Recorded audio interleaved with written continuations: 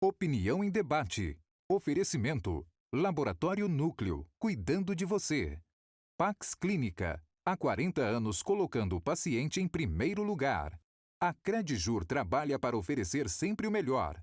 3216-0102. Muito boa noite, telespectadores. O programa desta noite tem um tema muito interessante e atual.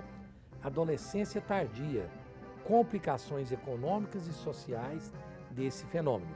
Para analisar e discutir esse importantíssimo assunto, estão em nosso estúdio os seguintes profissionais.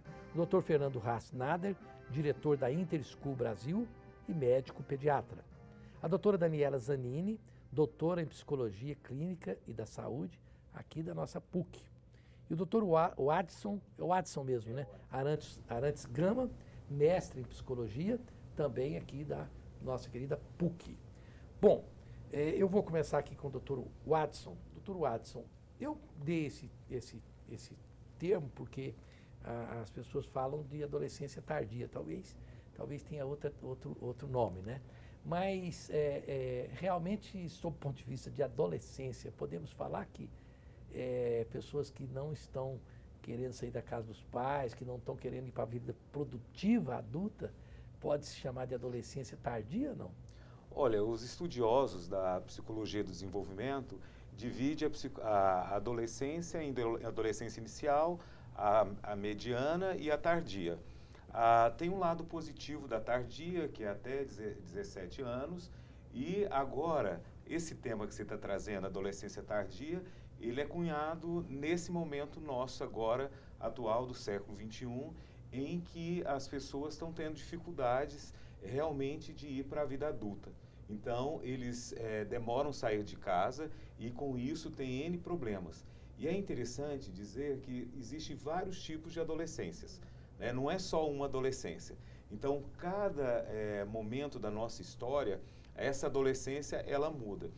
E aí tem pessoas que até com 25 anos ou mais não querem sair de casa e aí não procura essa geração nesse-miojo que a gente fala, que quer tudo, né, de forma instantânea, não consegue realmente ir para frente e buscar os seus próprios objetivos. Doutora Daniela Zanini, evidentemente, quando a gente fala na adolescência, e nós estamos falando no sentido clássico, né, da análise, a gente pensa que é o seguinte, tem que ter paciência, os hormônios estão em ebulição, a pessoa está tentando conhecer a vida e, portanto, tem a necessidade da rebeldia, uma série de fatores que são ligados a essa adolescência clássica, vamos dizer assim.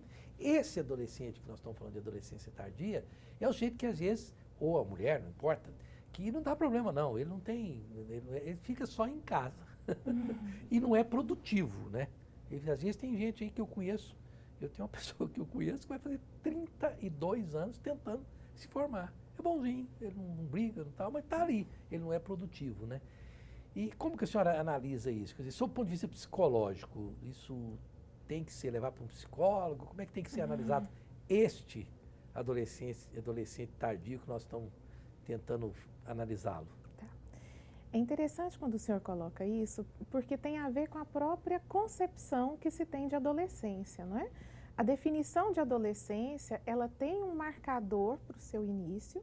A gente diz que o adolescente, a fase da adolescência, ela inicia-se com as transformações da puberdade e ela finaliza com a inserção desse adolescente na vida adulta, no que se considera uma vida adulta.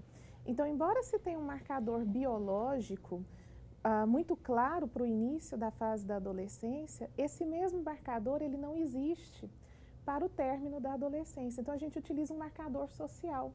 E como marcador social, a gente sofre as influências, então, das alterações, das vivências sociais. Nos últimos anos, a nossa sociedade, por N motivos, se complexizou muito.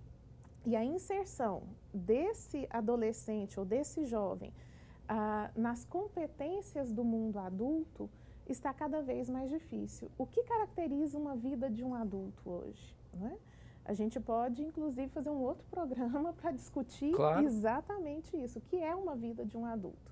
Então, nesse sentido, realmente ficou mais difícil para o nosso adolescente se inserir no mundo do adulto. Hoje, o mundo do adulto pressupõe, então, uma carreira universitária, uma inserção no mercado de trabalho cada vez mais exigente, não é? O desenvolvimento de algumas habilidades e competências, talvez muito mais refinadas do que aquelas que eram exigidas anteriormente, historicamente. Mas isso também acaba deixando esses indivíduos em um mundo de proteção muito maior do que eles efetivamente necessitam. Então, do ponto de vista psicológico, a partir dos 15, 16 anos, ele já apresenta as características cognitivas, né, as habilidades cognitivas para essa inserção, para o pensamento abstrato, para as relações sociais ampliadas, não é? Para maior inserção em grupos sociais diversos que possibilitariam o exercício das funções do adulto. Agora, doutor Fernando Rassinada, o senhor que é um grande educador, a sua escola considerada uma das melhores, se não a melhor pela Oxford, não é isso? A melhor escola bilíngue do Brasil, nós né? participamos de um programa. De um programa, a Interschool. Eu vou fazer um merchandising para você, fica ali de frente ao Bougainville e pronto.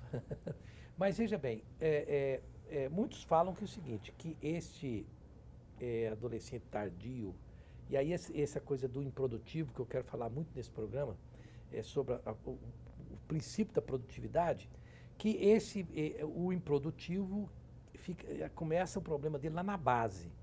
Porque ele na base ele não é dado a ele dizendo assim, escuta, o mundo é feito de pessoas que se ajudam. Você não pode ficar aí esperando que façam por você. Sob esse ponto de vista, qual a preocupação de um educador? O que vocês fazem lá para que os seus alunos, no ensino fundamental, sejam guinados a serem pessoas produtivas desde a infância? Como o pessoal aqui colocou, não é um tema tão simples. Mas se você for analisar da base, e na base você tem a formação da criança, você tem a família. E juntamente com a família você tem a escola. A criação que hoje as crianças, né, a criação que nós propiciamos para os nossos filhos hoje, os pais, as dificuldades que os pais passaram na vida, eles não querem que os filhos passem, para terem as conquistas que os pais tiveram. Tem um ditado popular que diz que tempos difíceis formam homens fortes. Homens fortes criam tempos fáceis e tempos fáceis criam homens fracos, né? Então, assim, o adolescente, uma preocupação grande que eu tenho com relação a essa questão é a geração nem trabalha e nem estuda, né? E ela se acomoda dentro de casa, os pais propiciam condições da criança, do adolescente não sair de casa, não entende a importância de se formar, de ter uma qualificação, uma capacitação e de conquistar o próprio espaço. Agora, se você for ver, a análise tem que ser complexa, tem que ser dentro de casa, como que é a criação, como é que foi a construção da identidade desse indivíduo, como que é a autoestima dele, como que se desenvolveu e como que é trabalhado dentro da escola. Dentro da escola, hoje, um grande problema que nós temos na escola pública, na escola pública principalmente, na maioria das escolas, o nosso modelo educacional, ele não incentiva, ele não promove o crescimento. Nós temos um modelo arcaico, que prima muito ainda pela memorização mecânica do que pelo desenvolvimento do raciocínio e desenvolvimento de competências. Então é a questão que eu venho brigando. É a escola rica em laboratórios, em projetos que propiciam o desenvolvimento e o crescimento desses meninos. A questão dos esportes, a questão da música, a questão das artes, são ferramentas de formação fantástica, principalmente para o adolescente que está numa fase de transição. E essa teoria é utilizada na prática lá na Interschool? Sim, 100%. Perfeitamente. Bom, nós vamos para um breve intervalo comercial, mas antes disso, quero lembrar que a Pax Clínica funciona há cerca de 40 anos, mais do que isso. É um instituto de neurociência e uma instituição hospitalar de caráter privado destinada ao atendimento a portadores de doenças mentais e dependentes químicos, pessoas com problema de alcoolismo. Rodovia BR-153, tocada pelo grande psiquiatra Dr. Salomão. Telefone 3282-7040. E a Credijur é uma instituição financeira da família e dos negócios dos advogados em Goiás. Você não precisa ser ligado à OAB, basta você ser bacharel em Direito. E trata ali com a maior eficiência e menores custos. Eu sou testemunho disso. Você pode ir lá que você vai gostar se você puder. 3216-0102.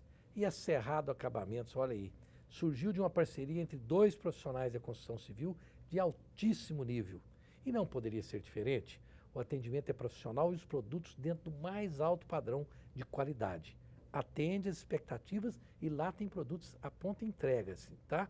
A Cerrado Acabamentos não é somente mais uma loja nesse segmento, mas sim a melhor. Avenida Mutirão, número 2948, telefone 3234-1305.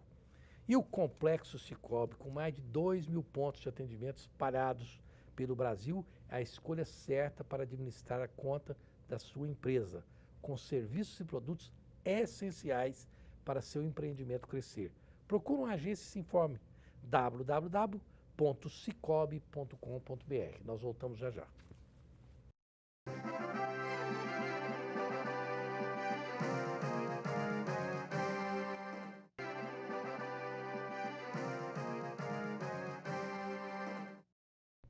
Estamos de volta com a Opinião em Debate desta noite com o tema Adolescência Tardia, complicações econômicas e sociais desse fenômeno.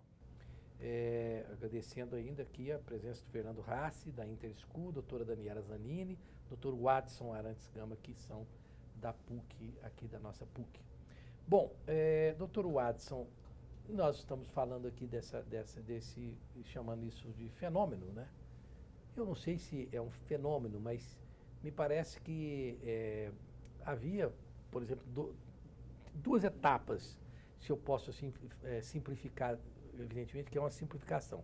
Nós tínhamos famílias de prole grande, onde as famílias eram necessárias, uns ajudavam os outros, e aquilo ali, a produtividade era muito importante. A pessoa tinha um filho como se fosse um patrimônio. Nossa, eu estou feliz porque eu tenho mais filhos que eles vão me ajudar a tocar a vida. Depois nós tivemos uma posição onde os filhos falavam, não vejo a hora do meu filho ter 18 anos, ir trabalhar e eu ficar sossegado, né? Agora não, agora nós estamos...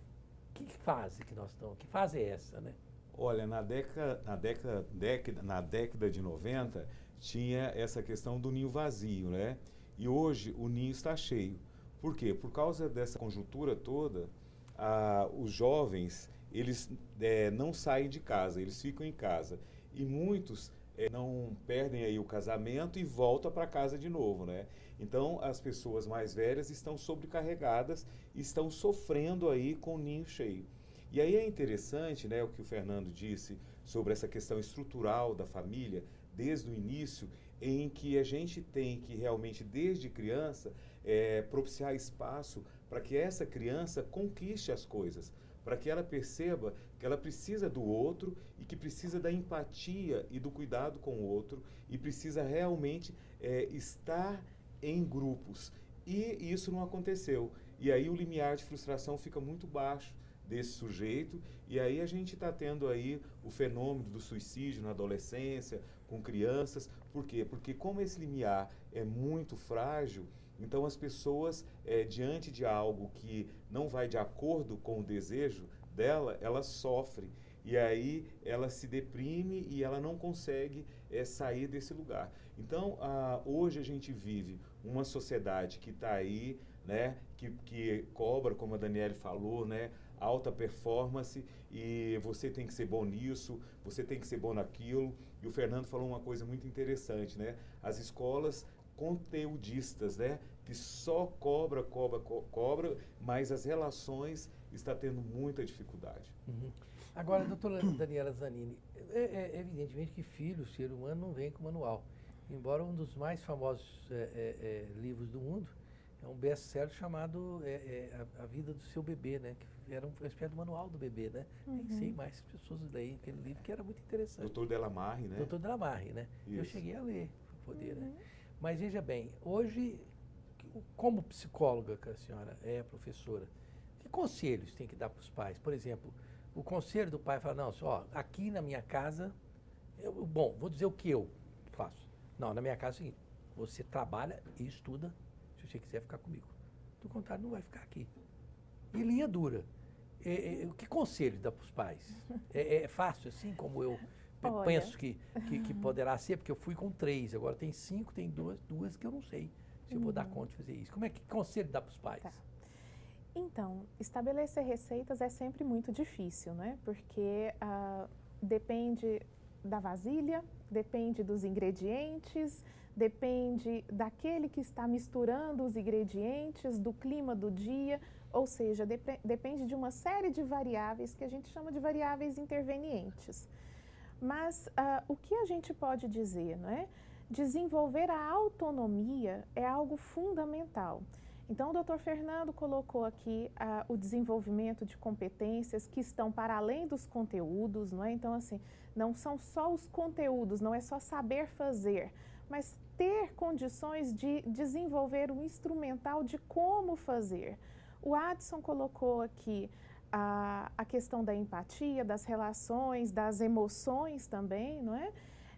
E eu acho que eu vou dar ênfase, então, na minha fala, nas competências, estabelecer metas que sejam alcançáveis para cada etapa da vida, para que esse indivíduo ele possa ir alcançando as metas e se reconhecer como um indivíduo capaz de conseguir aquilo que ele se propõe, não é? Metas factíveis. Metas factíveis para cada idade.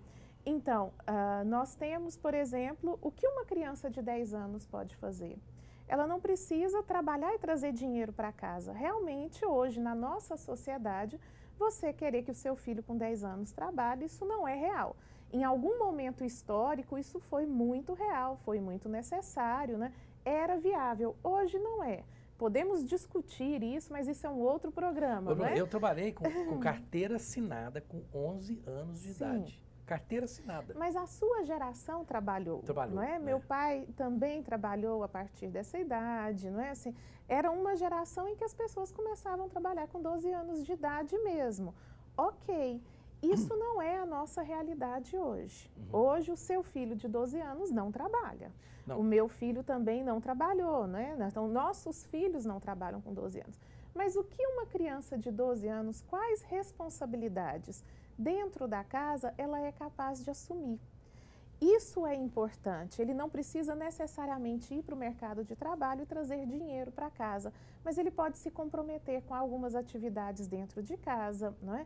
Ele pode se comprometer com alguns afazeres, ele pode se comprometer com algumas relações que sejam significativas, que sejam importantes, que sejam metas reais, factíveis e que ajude na construção, como o Dr. Fernando colocou, da autoestima, não é? Como o Adson colocou, das relações sociais, como eu coloquei anteriormente, da autonomia e das funções cognitivas que ele precisa experimentar e desenvolver ao longo do seu desenvolvimento. Pode lavar um prato, pode lavar os pratos, pode fazer um arroz, pode fazer... Sim, pode colocar um despertador e acordar sozinho para ir para a escola, roupa, né? não é? Pode ajudar a colocar a mesa do café da manhã, não é? Arrumar a própria cama. Vamos lá, Fernando Rassi. Então, só para o telespectador e ouvinte também saber, porque este programa vai ser repetido na Rádio Bandeirantes, 820 AM, das 7h30 às 8h30. Será repetido no feriado. Então, para que ele possa saber, a sua escola lá, Dr. Fernando Rassi, a Interschool, vai até que idade? Nós trabalhamos com criança de 1 ano e 2 meses até 15 anos de idade, até o Fundamental 2. Então, pode ir até 15 lá. Até Bom, 15. então, nesse período, vocês analisam as crianças sob o ponto de vista de produtividade na própria escola. Vamos supor, lá, você tem minhas filhas as entregues a você, pai, que não pode ficar lá o período integral. Elas fazem, as crianças fazem alguma coisa, a não ser só a parte teórica, produtivo? Sim, principalmente na educação infantil. Nessa fase, a alfabetização propriamente dita, a fase ideal de início dela é a partir de 6 anos de idade. Antes disso, tem uma série de atividades que você ajuda a construir e a formar essas crianças. Então, você tem culinária, você tem jardinagem, você tem a psicomotricidade. A psicomotricidade faz parte de uma boa formação do próprio desenvolvimento cognitivo. Tem trabalhos que mostram que quando você trabalha psicomotricidade com a criança, natação, um meio líquido, um segundo meio, vai ajudar no desenvolvimento cognitivo. Então você tem N ferramentas que você usa para que tenha um desempenho acima no futuro. A música, a psicomotricidade, a natação, e todos os laboratórios que nós... Teatro também. Exato. Todos os laboratórios que são propiciados, que se propiciam para os meninos, eles vão ajudar a construir esse indivíduo. E tem trabalhos que mostram que quando você trabalha isso com essas crianças nessa faixa etária, incluindo aí o bilinguismo, os efeitos vão ser para o resto da vida. São efeitos duradouros, não é que vai fazer diferença só naquele momento, vai fazer diferença em toda a vida da criança. Eu só queria completar, porque nós temos um projeto para fazer um ensino médio e ele destoa de tudo que existe no mercado hoje. Só que o problema é o custo para desenvolver esse projeto, que é um projeto riquíssimo em laboratórios, onde os adolescentes eles passariam pelos laboratórios que os ajudariam a descobrir quais são os seus talentos, quais são as suas aptidões maiores, porque uma das dificuldades que os adolescentes têm hoje, eu nasci para quê? Eu quero fazer o quê? Não sei, não conhece, realmente. Mas o doutor Watson falou sobre teatro, ele tem um trauma com teatro. Mesmo? Não, é brincadeira minha, porque eu vejo que o pessoal artista demais, eles acabam não dando conta de tocar a vida, porque é um funil. Aí o sujeito quer ser artista demais, aí fica artista. Então, eu tenho assim um pé atrás com os artistas, que eu estou dizendo, esses artistas que ficam, eu quero fazer teatro, quero fazer isso, mas aí não ganha dinheiro, né? Não são capitalistas. Mas aí é que tá, a gente está falando de questões transversais, né? E no teatro, né, eu já trabalhei com adolescentes, hoje eu trabalho com pessoas idosas, mas com adolescentes trabalha disciplina, memória, relações de parceria, empatia, trabalha a questão da própria literatura. Então, o trabalho com teatro, ele é riquíssimo, porque trabalha a questão do próprio espaço e tempo, porque ele tem que trabalhar a coreografia, ele tem que trabalhar a vestimenta, ele tem que trabalhar a música. Então, o teatro, ele tem uma amplitude muito grande, né? Agora, obviamente, o sujeito que é tímido, realmente ele tem essa dificuldade e o teatro pode ajudar esse sujeito a sair dessa timidez. Não que ele vai ser um ator global ou se ele vai ganhar dinheiro com isso, porque, na verdade, o que o Fernando disse é muito interessante, porque nesse laboratório, se você realmente tem, eu não gosto desse termo aptidão, né, mas que tem habilidades para poder isso, ele vai focar. Eu acho que o que importa na vida da gente é a gente focar. E a gente, o Bolt não foi de uma hora para outra que ele ganhou medalhas. Foi o processo que foi muito importante de treino. Então a gente tem que treinar, a gente realmente tem que ver qual que é o que a gente deseja e aí isso como que a gente percebe com 14, com 15, 16 anos? Ter a experimentação. Então quando eu trabalho orientação vocacional no meu consultório, eu trabalho com essa amplitude de realmente o sujeito perceber como que é ele se vê lá na profissão. Porque a faculdade a gente vai ter matérias que a gente não gosta, vai ter, né? Mas você se vendo ali como profissional, você como jornalista, né? O prazer que a gente vê você aqui. Então, é interessante que esse menino, essa menina ali com 16, 17 anos, ele tenha isso, né? Esse prazer. Eu fiz uma provocação aqui porque, de propósito, depois nós vamos falar no próximo bloco, tá? Nós vamos para um breve intervalo comercial. Bom, a Espaço Laser, preste atenção você que mulher ou homem que queira se livrar definitivamente dos pelos no corpo. A Espaço Laser oferece métodos diversos, confortáveis, seguros e de última geração, indolor, para a eliminação definitiva dos pelos de qualquer região do corpo. Marque uma avaliação na unidade mais próxima de você, no Goiânia Shopping ou Passeio das Águas. Liga lá, 3181-0800. Você vai ficar muito satisfeito ou satisfeita. E a Águas do Bem, essa é a água aqui, a Levite. Nós estamos tomando agora. Muito obrigado aqui ao cacique Luciano. Cadê o cacique que não está aqui hoje? Foi embora? Está em cima? Um abraço para ele e toda a nossa equipe. A Índia Poti está aqui. É um excelente antioxidante. É uma das águas mais alcalinas com menor índice de teor de sódio do mundo. Olha aí. E tem um sabor muito agradável. Você liga lá, eles te entregam na sua residência, 3255-9626. E a República da Saúde, você já sabe, você se alimenta muito bem só com azeite de oliva virgem. você pode conferir lá a carta de vinhos também. Telefone 3942-6575, ok? É na Rua 89, setor sul, próximo ao Clube de Engenharia. Nós voltamos já já.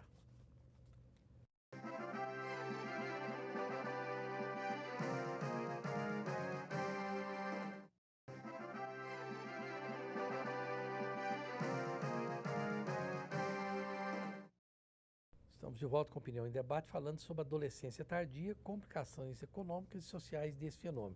Doutora Daniela Zanini, a senhora falou de um filme que chama... Para Sempre Alice. Para Sempre Alice. O que é, assim, dá para resumir o roteiro? Então, o filme discute as relações familiares e discute um pouco essa temática, não é o foco do filme, não é? A temática da adolescência tardia, mas nas relações familiares que se apresentam, acaba tendo um adolescente tardio, né?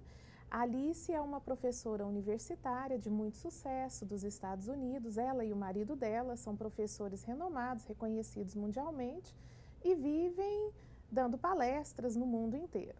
Eles têm 3 filhos e os dois filhos mais velhos são bem-sucedidos, seguiram muito a linha do pai e da mãe, não é? Então estão inseridos no mercado de trabalho, bastante produtivos. E a Alice descobre precocemente uma demência, não é? E no processo demencial, ela vai experimentando sofrimentos, não é? Da inadequação a esse mundo extremamente, altamente demandante e exigente da modernidade, e ela passa a não se encaixar mais naquele modelo de família que até então ela mesma defendia, né? Com o passar do tempo, as relações vão se complicando cada vez mais. A filha e o filho, que tinham um desempenho ótimo, não conseguem mais conviver com a mãe na medida em que ela começa a apresentar algumas deficiências, tampouco o marido, que acaba se separando dela, não é? E quem fica a cargo dessa mãe e constrói uma relação familiar de cuidado, proteção e atenção é exatamente a filha caçula, aquela que era a que não se encaixava nesse modelo, né? Eu acho que isso traz um pouco uma ilustração do que a gente está discutindo aqui, que é o estabelecimento de metas reais para cada um dos indivíduos, né? E o de sentido de vida para cada uma dessas pessoas. Então, o que é que tem feito esses adolescentes, o que pode estar contribuindo para esses adolescentes estarem tanto tempo na casa dos pais, não é? Talvez exatamente o fato deles não conseguirem descobrir em que contexto todas as habilidades e competências que eles têm, ou o sentido de vida, o sentido que eles entendem da vida, se aplica num projeto de vida coerente para aquilo que eles querem para eles. Muito interessante. Eu não sabia desse filme. Vou pegá-lo para ver, não sei se deve ter na Netflix, né? Com certeza. Para Sempre Alice. Para Sempre Alice. Concorreu ao Oscar. É um filme muito bom, muito excelente, inclusive mexe muito com a gente emocionalmente, sobretudo comigo mexeu muito, até no sentido dessa questão da identificação com a professora universitária, né? Que legal. Agora, Fernando Rassi, eu acho que nós temos aí uma maquininha, ninguém gosta de falar esse nome, né? Maquininha, não pode falar esse nome, que não é do bem, mas é do bem também, que é o telefone celular, não é? Eu tenho uma geração aí que chama geração Candy Crush. Candy Crush é um joguinho. Candy Crush, como é que chama? Isso, Candy Crush. É Candy Crush. Elas ficam o tempo todo no Candy Crush, né?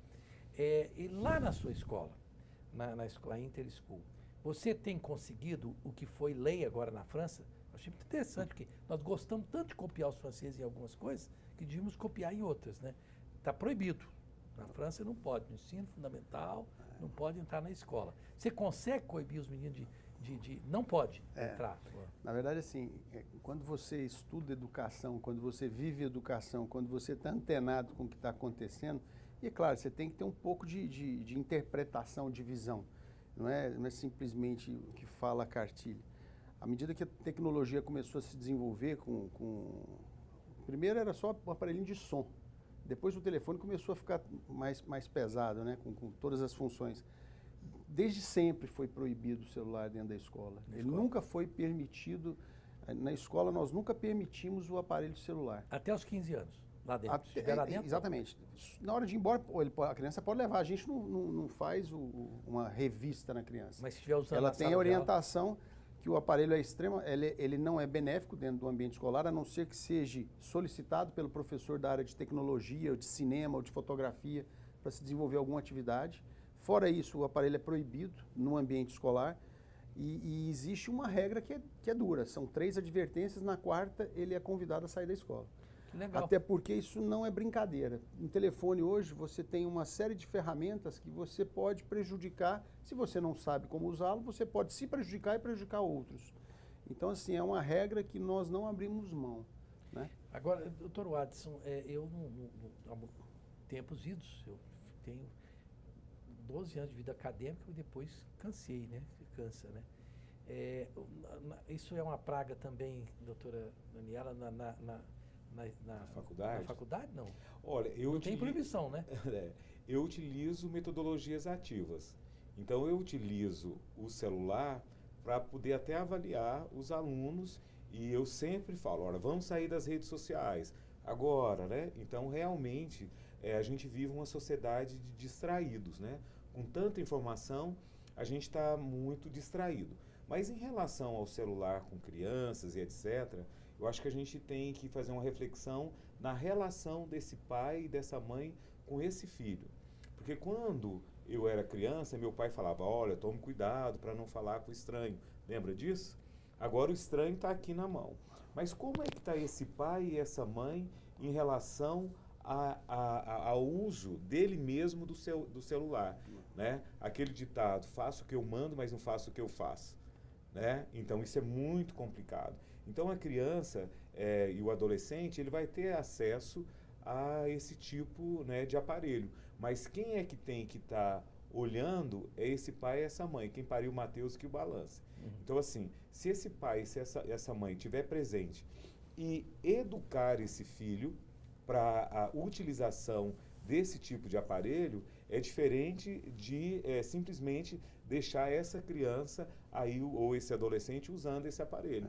Então o pai e a mãe tem que estar muito presente nessa relação aí. No ambiente educacional, se você permite o uso do aparelho, e no ambiente de formação, que para evitar esse tipo de problema que nós estamos discutindo aqui hoje, o tempo de intervalo, o tempo de recreio é o tempo de socialização, de você construir os relacionamentos, de você se relacionar.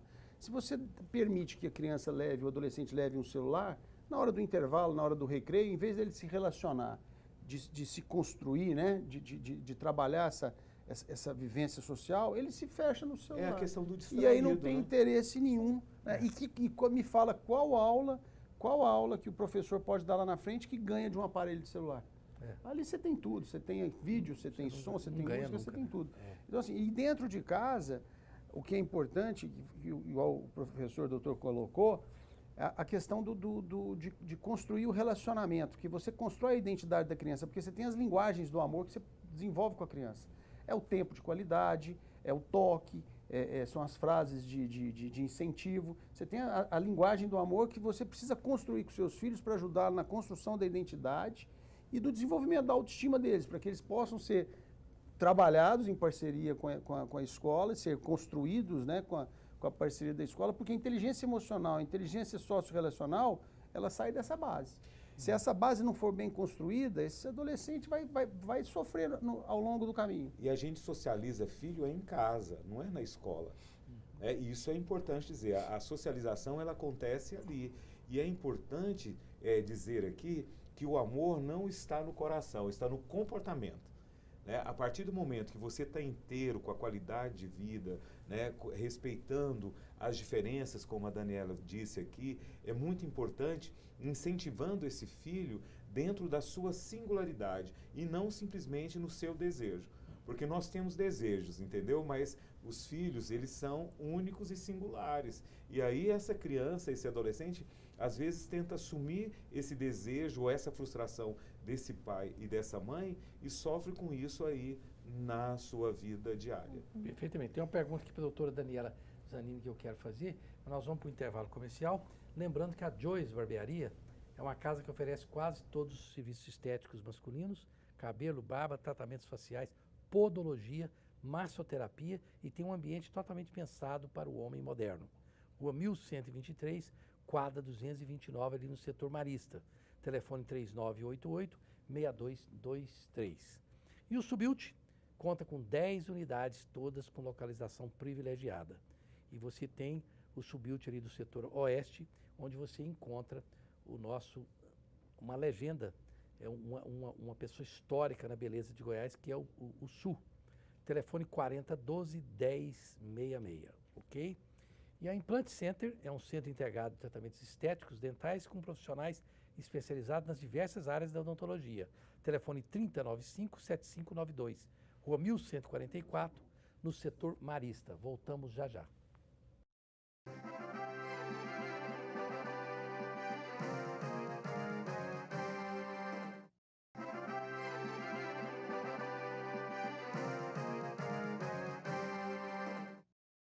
Estamos de volta com Opinião em Debate, infelizmente no último bloco, olha aí, adolescência tardia e complicações econômicas e sociais desse fenômeno. Doutora Daniela Zanini, a gente cita os Estados Unidos, fala que eu sou americanocentro, não é isso não, porque é um país onde que oferece muitas informações para os jornalistas, então a gente acaba citando mais. Mas os americanos têm como norma geral, olha, 16 anos você vai pagar pelo menos a luz. Se nós somos 4 pessoas na família, você vai pagar 1/4 da luz. E do contrário, 18 anos, ele fala, não, senhor, tchau, tchau. E aí estão vendo que tem uma geração americana que ninguém sabe o que fazer. É uma sociedade complicadíssima, não é? E nós temos um sangue latino que a gente não pôr um filho para fora de casa é duro, né? Quem está certo? Outra vez. Eu quero Coube a receitinha, minha. doutora Daniela. Mas ela é ótima, julgamento, não, você né? Não, eu já notei que ela consegue, com a diplomacia feminina, ela não se aperta de forma alguma. Eu não sei se, quer dizer, eu sei, não existe certo e errado, não é?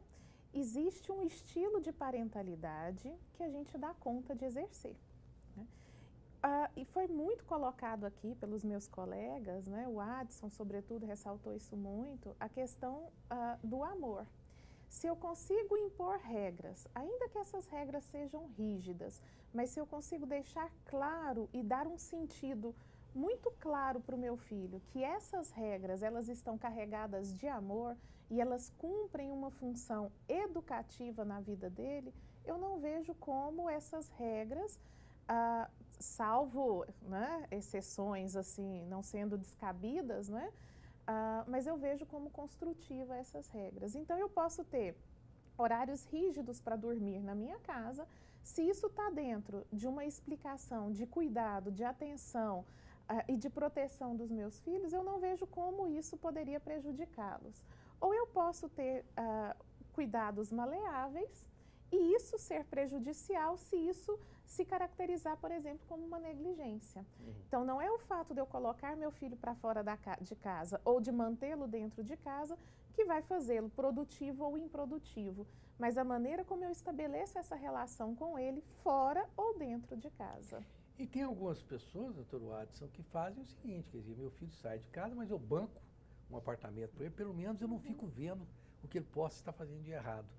Não dá, também não está certo, né? Claro que não, né, Roseval? É aquilo que a gente está dizendo. As regras, elas são estabelecidas desde sempre, né? E quando eu vou atender uma criança, primeiro eu chamo o pai e a mãe e eu não entro na relação. Primeiro eu trabalho para ver como é que esse sujeito, esse casal, ele foi pai, ele foi filho. Porque a gente é pai, a gente é filho conforme a gente é pai conforme a gente foi filho. Então, a gente tem um modelo de um pai e de uma mãe, como o Fernando disse, né? Que os pais, às vezes, não tiveram nada e aí propiciaram muita coisa para os filhos e aí não percebeu que esses filhos tinham que conquistar. Então, às vezes, a gente simplesmente não deixa os filhos se frustrarem. É importante, né, Dani? E é importante também a gente trabalhar esse amor e nesse comportamento vertical. Gente, pai e mãe não são amigos de filho. Não fica bravo comigo aí não, tá? Pai e mãe são pais e mães. E a relação tem que ser vertical. A Daniela falou muito bem sobre isso, né? Que realmente, a partir do momento em que esse pai e essa mãe fiquem no seu lugar, esse filho ele vai longe. Pois é, doutor Fernando Rassi, o doutor Watson tocou num ponto que eu concordo, porque um amigo meu, você fala, nossa, ontem eu fui, um exemplo qualquer, fui pra farra, tomei êxtase, papapá, e hoje eu tô mal e tal. Fala assim, pois é, cara, que coisa chata e tal. Mas eu não vou dar um sermão para ele. Vou continuar meu amigo, vai fazer o que bem entender, pode tomar o porra a semana inteira. Agora, com o filho, o pai amigo, ele não dá para ser amiguinho do filho, fala, nossa, meu amiguinho, vem cá. Eu fico pasmo, e isso é conservadorismo? Não sei. Meus filhos pedem a bênção para mim, benção pai, benção mãe. E outra coisa, eu não aceito filho meu falar palavrão perto de mim, nem eu falo também, dou esse exemplo. Aí estão falando que isso não. E também eu não quero que filhos meus chamem pelo meu nome. Eu vejo muitos pais, você vê isso na escola, né, Fernando? Que o jeito chama o pai, não é de pai, de Rosenval, vamos supor, né? Você acha que isso aí é conservadorismo desnecessário, não? Muito pelo contrário. Eu acho que são exemplos que nós devíamos repassar para os nossos filhos. Minhas meninas, eu ensino elas a tomar bênção todos os dias. Papai, mamãe, vovô, vovó, né, os padrinhos. Faz parte do nosso processo de formação e são coisas que nos ajudaram. Agora, é importante lembrar que os pais, eles erram eles achando que estão acertando. A gente sabe que os pais não fazem por maldade, né, que eles querem sempre o melhor para os filhos. Mas é importante que os pais tenham consciência, como a doutora falou e o doutor também, da importância da frustração. A criança, ela precisa se frustrar. Eu não quero não é querer que o filho sofra, mas ele tem que entender que tem que ter limite, tem que ter regras, tem que existir disciplina. E assim ele constrói a resiliência, que vai ajudá-lo depois nos processos futuros. Se você não ajudá-lo a construir essa resiliência, você vai ter os adolescentes aí que com qualquer coisa, neném, né, que né? disse. Terminou a namorada, termina com ele se mata. Aí cheio de mimimi. Exatamente. Né? Começa a querer Então, suicidar, assim, né? Os pais erram tentando acertar, mas o que existe, e é por isso que eu acho que é importante o processo educacional ele ser repensado como um todo. Os pais erram querendo acertar, mas o que está faltando? Às vezes falta orientação.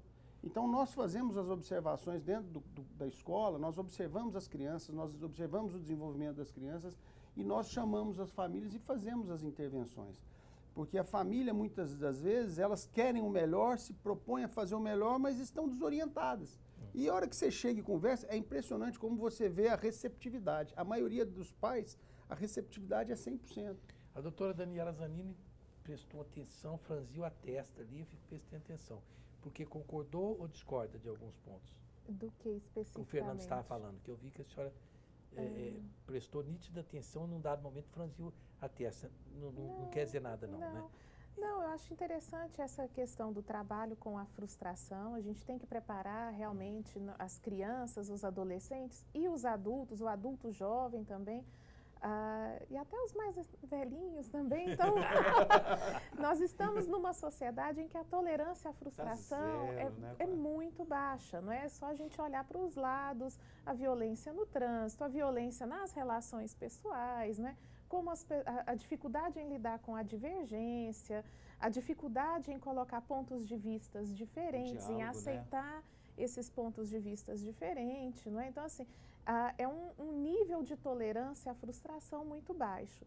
E isso inicia-se em casa, mas como o Adson disse, isso inicia no processo de educação, mas não só por meio da instrução verbal. A gente diz que a aprendizagem ela se dá por duas formas, né? Quer dizer, de várias formas, mas vamos categorizar em duas. Na instrução verbal, aquilo que eu te ensino a fazer, mas ela se dá também por modelagem de comportamento. Aquilo que eu faço e você vê o meu comportamento como modelo. Então, ensinar o filho a lidar com a frustração é nós aprendermos também a lidar com as nossas frustrações, né? Com a frustração de não querer que o meu filho realize coisas que são demandas minhas e não dele, não é? De lidar com as frustrações dos problemas do dia a dia que a gente vivencia normalmente, isso é da vida de todos, né? Ou como eu também me comporto. Foi colocado aqui a questão da alimentação. como eu me alimento? Eu também seleciono os alimentos e também me oponho a comer comidas que são saudáveis se eu não gosto? Bom, o meu filho ele vai aprender a fazer essa seleção que eu estou fazendo. Ele pode não selecionar os mesmos alimentos que eu, mas ele também vai selecionar os alimentos preferidos dele e não os saudáveis, né? Então é bem nessa perspectiva. Por conta disso eu não tomo mais refrigerante, eu gostava tanto de refrigerante. Você tem menina de 6, né? 6 anos, eu tive que dar um bom exemplo. Então, mas é exatamente isso, né? A tolerância à frustração que a gente está falando é exatamente isso, assim, eu posso tomar refrigerante? Eu posso. Todos os dias? Não. Não. Bom, Dr. Fernando Haas Nader, muito obrigado, meu amigo, grande médico, diretor da Interschool Brasil, doutora Daniela Zanini. Falaram tão bem da doutora Daniela Zanini, que faz jus a essa boa reputação. O doutor Watson nem se fala. Obrigado. Eu espero que vocês possam contribuir aqui com a PUC TV em outras ocasiões. Vocês se mostraram profissionais que estão realmente fazendo jus à reputação boa que vocês têm aqui na PUC TV. Eu agradeço a presença de todos. Até a próxima quinta-feira, se Deus quiser.